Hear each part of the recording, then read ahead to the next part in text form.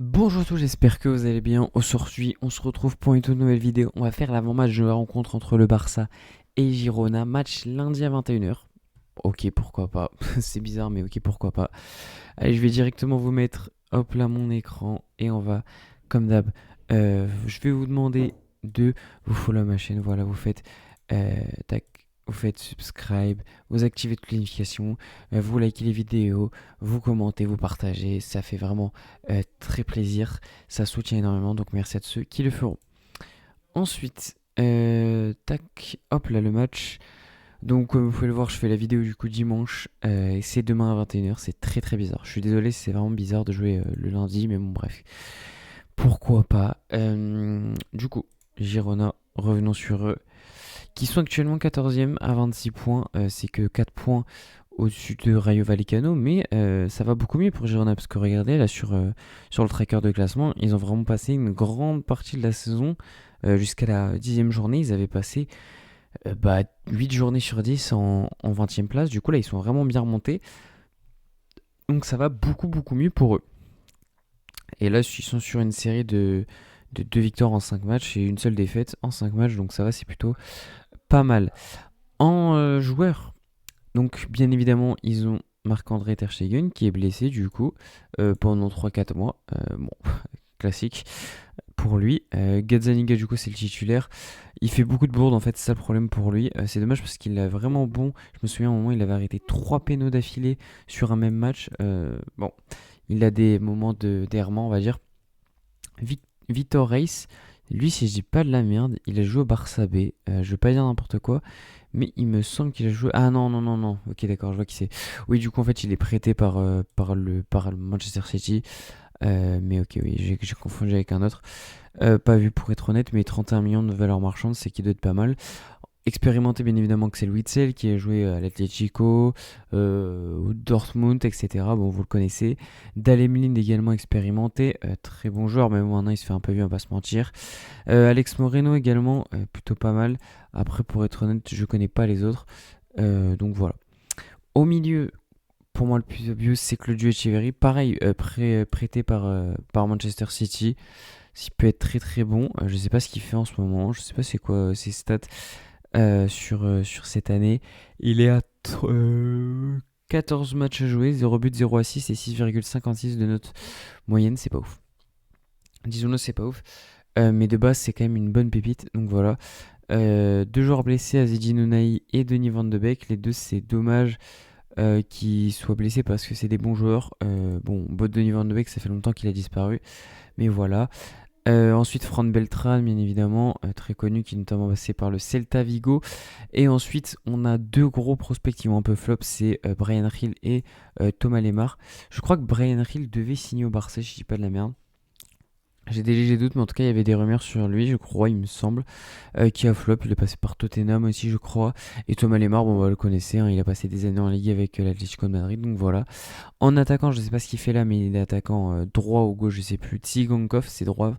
Très très bon joueur lui aussi, l'Ukrainien. Franchement, dès qu'on le joue, il est très très bon, très explosif sur son côté, il fait des différences, etc. Donc vraiment, faut faire attention. Lui, pour moi, c'est le mec où il faut faire attention très très clairement. Leur vétéran qu'on connaît, c'est Christian Stuani. Il est là chaque année, donc voilà. Ils ont une recrue aussi, ce sera le dernier dont je vais parler, c'est Vanat, qui je crois fait une saison quand même assez intéressante, de tête. 9 buts pour lui, ce qui reste quand même vraiment pas mal depuis qu'il est arrivé. Donc ouais, une très très bonne saison, ça va être aussi un profil intéressant qu'on doit surveiller, nous de notre côté. Au niveau des statistiques, ils sont à 23 matchs, 22 buts marqués et 37 encaissés, ce qui nous fait un but tout pile par match, c'est très faible. Je sais pas comment ils peuvent avoir 23 matchs et 22 buts marqués. Bon, c'est pas un, hein, vous vous en doutez, c'est pas un.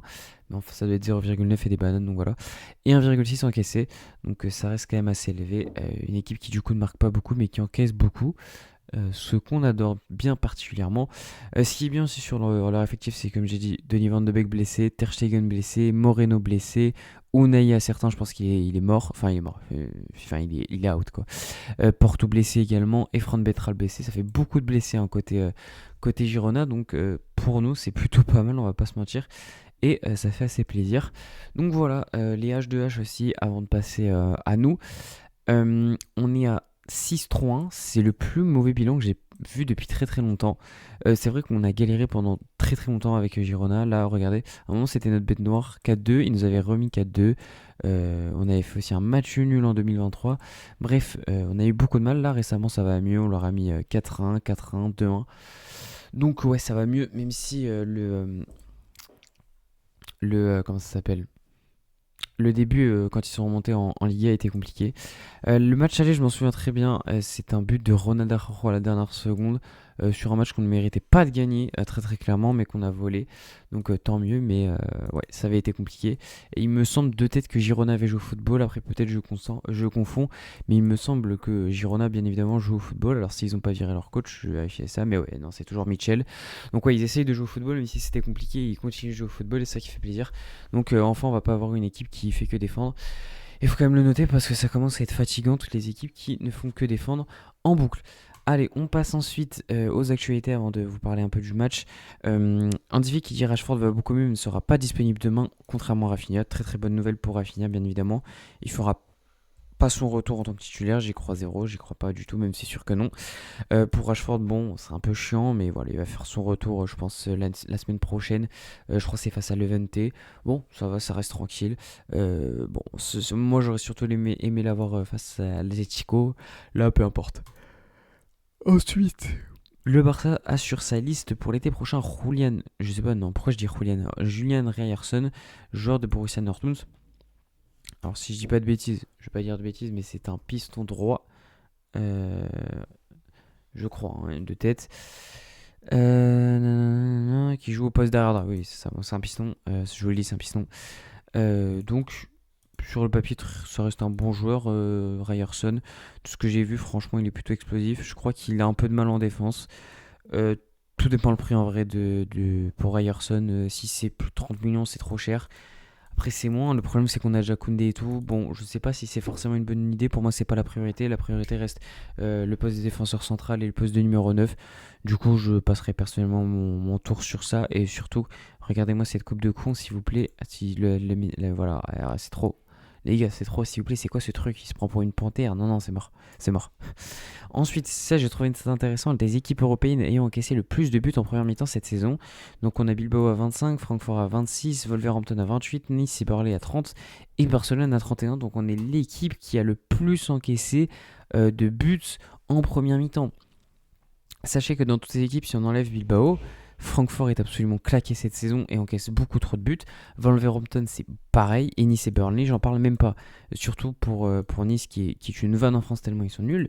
On est quand même devant toutes ces équipes. Ça reste quand même inquiétant. Alors, autant je me trouve très intéressante défensivement en seconde période, autant à chaque fois en première période, c'est catastrophique. On est quasiment obligé d'encaisser dans les 5 premières minutes. Et on est quasiment aussi obligé d'encaisser en premier, et ça je comprends pas, pour moi c'est une grave erreur qu'on doit, enfin c'est un problème qu'on doit corriger parce que ça peut arriver, donc c'est bien évidemment le premier but au bout de 5 minutes, mais tous les matchs à un moment c'est trop compliqué, franchement je vous jure c'est trop compliqué, donc ouais, faut qu'on règle ce détail là. Et enfin, le dernier communiqué de Barça contre l'arbitrage a fait l'effet d'une bombe, le comité arbitral est dans l'incompréhension totale et étudie une réponse officielle. Alors ça me fume parce que l'incompréhension totale, à un moment, on rigole bien. Hein, on rigole bien parce que quand tu fais n'importe quoi, quand la VAR ne fonctionne absolument jamais sur nous, que par contre ça fonctionne très bien avec les autres, que comme par hasard, elle fonctionne pas pour le carton rouge de Simeone. Bon, à un moment, faut pas faire semblant. Juste dites, enfin, faites pas au moins l'incompréhension totale. Franchement, ce mot me fascine. Franchement, ça me fascine. Je sais plus. Franchement, je sais plus quoi faire avec l'arbitrage pour être 100% honnête. Je ne sais plus du tout quoi faire. Sur le match du coup, bon bah le truc évident hein, qu'on va répéter je pense maintenant chaque match.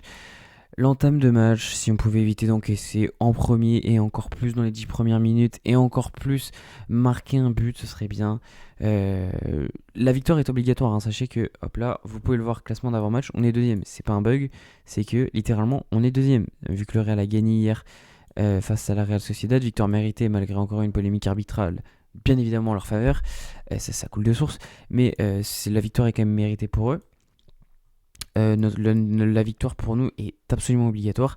Et si aujourd'hui, face à une équipe qui joue au football avec des très bons joueurs de football, Thomas Lemar, Brian Hill, Van Aert, Sigankov. Si tu ne défends pas, tu vas pas pouvoir. Tu vas pas pouvoir. Si tu prends un but très rapidement, ça va être compliqué face à cette équipe de Girona. Du coup, voilà, une belle entame de, enfin une entame de match satisfaisante en fait, tout simplement. Même un 0-0 à la mi-temps, faut prendre maintenant parce que c'est devenu trop compliqué avec le Barça de pas prendre de but et d'en marquer en première mi-temps. Mais voilà, mettre le premier but et éviter d'en prendre en première mi-temps serait le plus important. Également, ce que je vais dire, c'est que je pense que on devrait gagner facilement. J'aime bien Girona, mais ça reste trop faible. Si on regarde leur dernière confrontation avec les grosses équipes, ils ont perdu 3-0 face à l'Atlético de Madrid. Ensuite, qu'est-ce qu'on a? Ils ont perdu contre Ourense en Coupe du Roi, ça c'est assez fort. Ils avaient fait nul, c'est vrai, je m'en souviens, contre le Real Madrid, ça je m'en souviens. Nul aussi contre la Real Betis, ok, ça commence à être un peu inquiétant. Ils avaient perdu contre nous, mais ils n'avaient pas été dégueux. Et après, du coup, ils n'ont pas joué d'autres grosses équipes. S'ils avaient perdu 5-0 quand même contre Villarreal, c'est vrai, je m'en souviens. Bon, globalement, je trouve quand même que Girona a des défauts, notamment défensivement, c'est très compliqué pour eux. On a vu que c'est pas une équipe qui met beaucoup de buts, seulement un peu moins d'un but par match. Pour moi, tu as quand même moyen de le faire. Après, je peux pas dire beaucoup de plus. Et d'ailleurs, je pense qu'on va pouvoir passer au 11 idéal. Hop là. Donc ça, c'était le 11 du dernier match. Moi, ce que je vais faire, ça va être très très simple. Je ne vais pas toucher Yohan Garcia. Je ne touche pas la défense. Je ne touche pas le milieu. Et je ne touche pas l'attaque. Donc en fait, je ne touche rien. Pourquoi? Parce que Lewandowski doit rester clairement sur le banc. Rafinha, on ne peut pas le mettre en tant que titulaire. Du coup, il faut laisser Olmo et Fermin Lopez. À la limite, le seul truc que je pourrais accepter, c'est mettre Marc Bernal à la place de Casado. Parce que Casado a une entrée catastrophique. Enfin, un match catastrophique sur les 36 minutes qu'il a joué face à Atletico. Mais sinon, non. Et en défense, bon, à la limite, à part mettre Cancelo à la place de Baldé, je ne verrai pas. Mais pour moi, ouais, le milieu, enfin, la compo ne change pas. Et on reste sur la compo contre Atletico. Enfin voilà, c'est la fin de cette vidéo, j'espère qu'elle vous aura plu. N'hésitez pas à vous abonner sur tous mes réseaux, que ça soit TikTok, que ça soit Instagram ou que ça soit Twitter. Je vous mets tous les liens de description. Vous n'avez plus qu'à cliquer pour me follow. Et moi je vous dis tchuss.